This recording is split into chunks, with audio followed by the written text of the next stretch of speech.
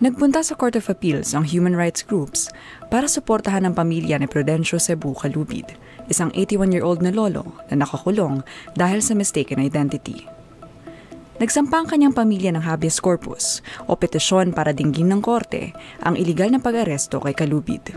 Kapangalan ni Lolo Pruding ang isang NDFP peace consultant, si Prudencio Calubid, na dinukot noong 2006 at missing pa rin hanggang ngayon.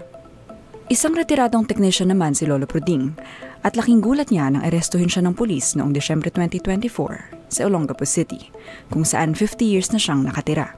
Kahit may ebidensyang hindi siya ang wanted na consultant, hindi pa rin pinapalaya si Lolo Pruding. Ang tanong ng pamilya, bakit? Unang-una dyan ay yung bounty.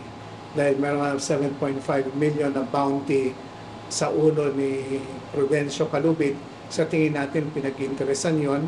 Pangalawa, ay yung sinasabi nila na achievement, na nahuhuli na namin yung mga high-ranking members ng CPP-NPA. So, nag-create sila ng make-believe world na panalo sila dun sa counter-insurgency war.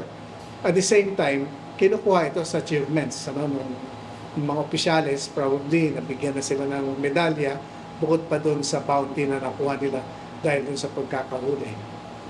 Dagdag ni Atty. Cortez, hindi ito ang unang beses na may inarestong sibilyan at pinalabas na isang NDFP consultant. Noong 2012, inaresto rin ang security guard na si Rolly Panessa na tinorture para amining siya si Benjamin Mendoza, isang NPA official di umano na may 5.6 milyong pisong reward. At marami pa yan, hindi lang 2, 3, 5 na para-pareho na hinuhuli nila. Kahit hindi yun yung tao, pinipresenta nila para makuha nila yung bounty. Bakit nga ba patuloy pa rin ang ganitong kalakaran? Para kay Atty. Cortez, may dalawang dahilan. Unang-una, yung kanilang counter-insurgency na gusto nilang ipakita na panalo sila kahit na sino na lang ang nabibiktima. Pero at the same time, nafe-feed din yung ng corruption. So pumapasok yung usapin ng corruption para rin makakubra. Dapat raw i-abolish na ang reward system dahil nagagamit ito para arestuhin ng mga ordinaryong tao gaya ni Lolo Pruding. Ngayong nagsampa ng habeas corpus para sa kanyang kaso, hiling ng human rights lawyers na gamitin para sa tama ang mekanismong ito para dalhin sa korte ang mga questionableng aresto at patuloy na pagditini sa mga taong walang sala. Sa tingin ko, ito yung pagkakataon ng ating judiciary na reviewin nila yung policy nila pagdating sa habeas corpus.